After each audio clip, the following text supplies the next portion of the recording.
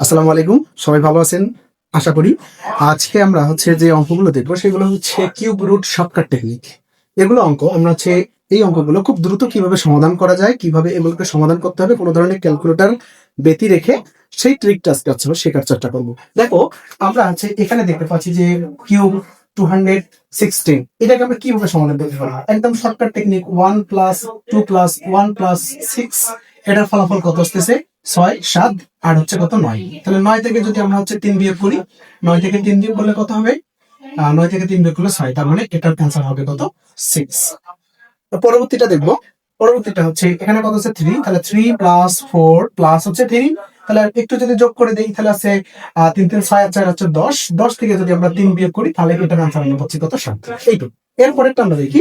এরপরটা এখানে কত আছে? 40। তাহলে 4 প্লাস 0 প্লাস 9 প্লাস 6, 9 7 15, 15 চারে কত হচ্ছে? 15 আর 4 19। তাহলে আমরা যদি এখানে 19 লিখি, বিয়োগ কত? 3। তাহলে বিয়োগ করলে কত হবে?